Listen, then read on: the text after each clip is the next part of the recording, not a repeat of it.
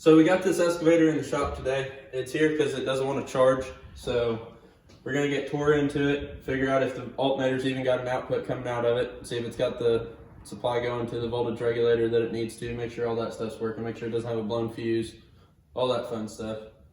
But we'll figure out why it's not charging, get it fixed, and get it out of here. All right, so this thing came in with a no charging issue.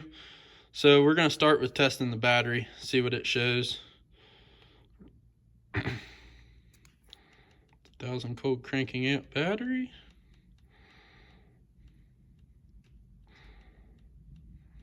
Make sure the battery's good before we even go any further.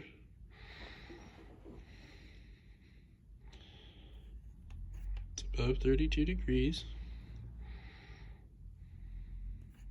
Before charge. We haven't charged it yet. Charge and retest. Okay. Well, I'm going to throw it on the battery charger and I'll test it again here in just a little bit. While it's doing that, I'm still going to go ahead and check some other stuff. So we'll go from there. All right, we're getting power to the post on the alternator where we're supposed to be. So now I need to see with the key on if I'm getting power to the other terminal, because that's going to be your exciter wire to the alternator and tells it to charge. So let me get down here to it. All right, go ahead and turn the key on.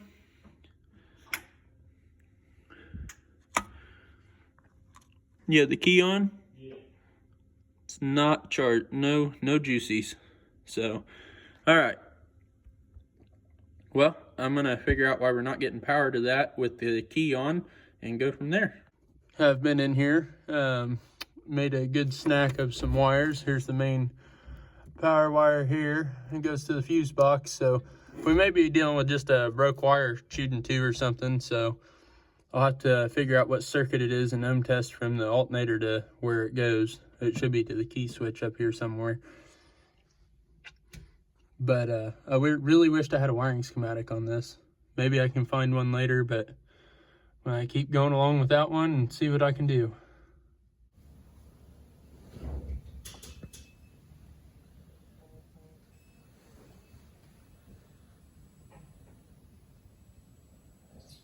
Virtually no resistance from here to the alternator on the wire that we need power on. So we got a bad control module.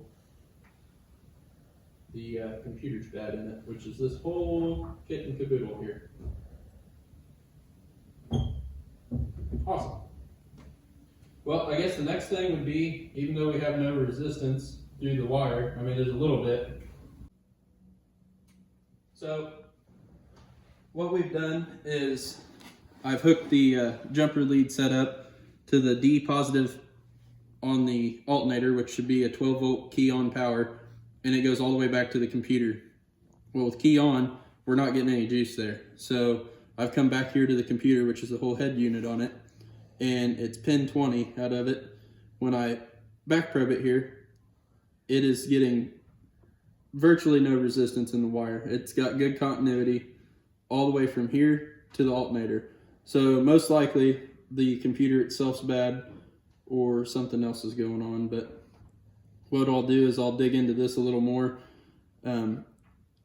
After I get this done, I'll reset the meter and see if I'm getting key on power here out of the computer on the same wire, and we can go from there. I shouldn't be. If I've got good continuity and no resistance from here to there, it should be working just fine, but we'll make sure that we're not getting power here and go from there.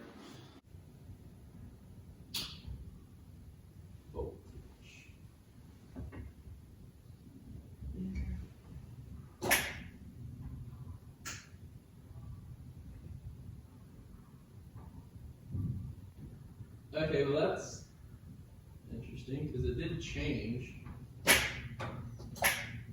Not really.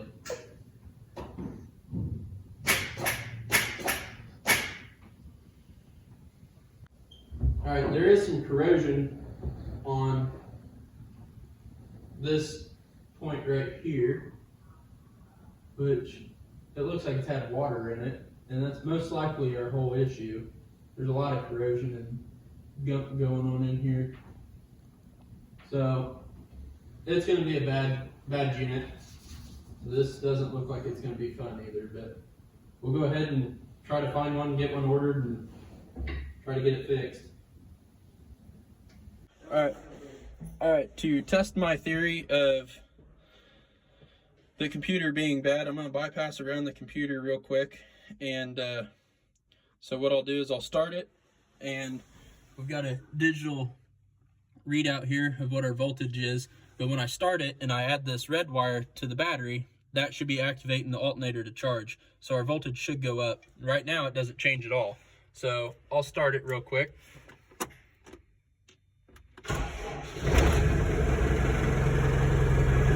So our voltage is going down.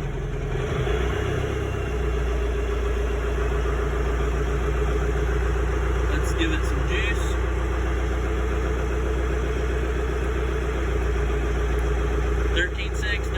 Look, it's charging. No more charging. Oh, it took off and took after that. Awesome. Well, for whatever reason, it decides it wants to work now. I'm okay with that. But hopefully it stays working. That's wild.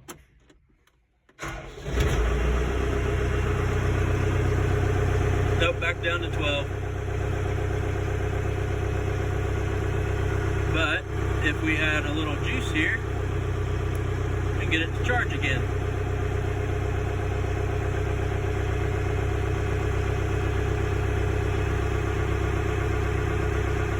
Alright, well, looks like the computer's bad, so we gotta get us a computer and go from there.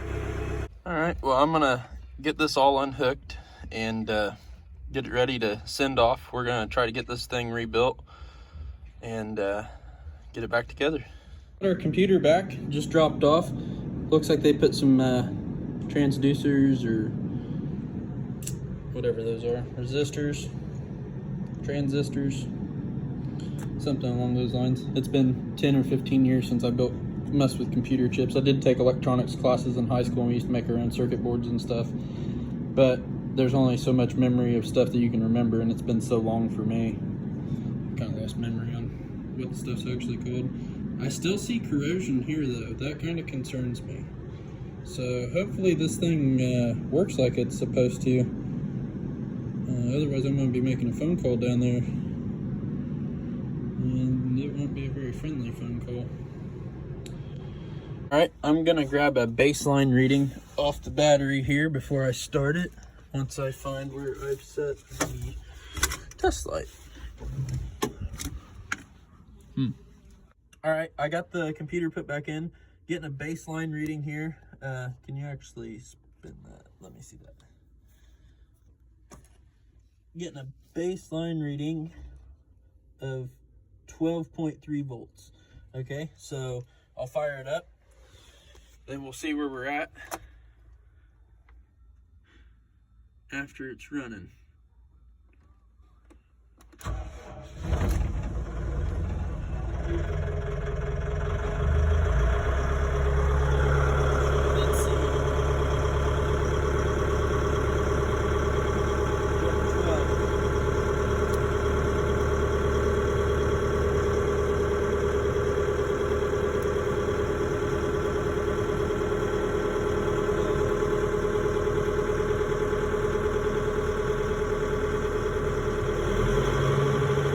All right, so the last clip you guys seen, we were still in the excavator watching for voltage. Well, it never charged, and I did the test and it's still on the computer.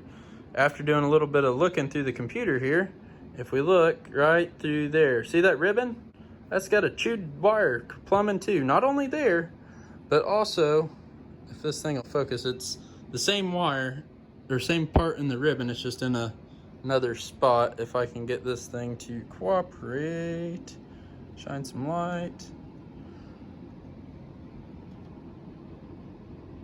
Anywho, it's the same ribbon, just lower, but that wire is completely chewed in the two, and the one beside it looks like it is too. And we've got corrosion on that terminal right there still. It's oozing out of the electronics. So there's no way that this thing is even remotely fixed. I see some corrosion down on the main plug too. So I've already talked to the manufacturer that supposedly rebuilt this, and they're supposedly going to fix it. We'll see. Second time I'll give them. After that, we won't be using them anymore. So we'll go from there. We got our computer back again from Kreitz Computer Company. Do not use them. They're the biggest sham I've ever seen. We got it back again with the corrosion in the same spot on that connector. Still not clean. They did not clean any of it. And the ribbon is still chewed in two in a couple spots. You can see it really good there, and you can see it really good there. So I'm going to fix it myself. I'm going to take it apart, and hopefully just repairing the ribbon will allow this to work properly. Hopefully the corrosion won't affect anything. If not, then I'm going to have to do some figuring out what kind of piece to get. But I'm going to tear into it, solder that back together, and I'll get some video of going along the way with it. All right, I got everything unhooked on the first board and the nuts out of it, so I will take the first board off. There's no way they even remotely worked on this and cleaned it. That is ridiculous. They should not do what they're supposed to. All right, I'm gonna go ahead and take the next bolts out down through here and get ready to take the next part apart so I can get to the ribbon that I need to repair. Bottom ribbon unplugged. We got this chip or this board off. There is no way possible they fixed this thing. This thing is filthy. The more I tear into it, the more I get pissed off at this company.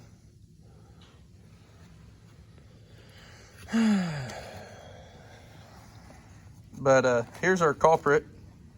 Couple chewed spots in the wire. But I'll fix it. I'll splice it or solder it back together. Hopefully I can get this connector apart where I can get some wire there to solder it back together. Or hopefully I can find one online maybe. But we'll get this all apart. I'll get this fixed. Hopefully this is the only thing wrong with the computer. I see some corrosion in places that I'm not too fond of, but we're gonna start here, and I've got the machine to actually test it with, so since I can't find somebody to rebuild it that's worth a hoot, I'll do it myself. Easier than I thought. I don't have to solder nothing. I just gotta find a piece of 18 or 28 gauge wire, but it's got little deals here where it strips the sides of it, kind of like a Scotch lock. I'm not a real fan of it, but it's how it works. So I'll find a piece of wire and we'll fix it, and possibly this other one I'll have to look and see how far it got into it, but we may replace both of them and fix it, and hopefully it works after that. All right, I've pulled both strips out of that ribbon. Now we're down to, there's the bad pieces. That one was chewed and the wires were about half chewed in two, so we'll go ahead and replace it. So I gotta find me some 28 gauge wire that's about this big. I got some boxes of stuff to dig through, some old computer components and stuff. Hopefully I can find what I need here and I don't have to order nothing. But so we'll get this fixed up and we'll get it back together and see how it goes. All right, so I found two 28 gauge wires here, different colors too, thankfully. But I will get these worked in here and start it to where they're pinched through the little connector like it should be. Go ahead and bite on both sides of that. Very good. Run that up and along through here. Make sure it's got the same kind of length to it. And that is going to be on that one there. And then what I'm also going to do to make sure that these got crimped in there really good, I'm going to squeeze the connectors back to each other.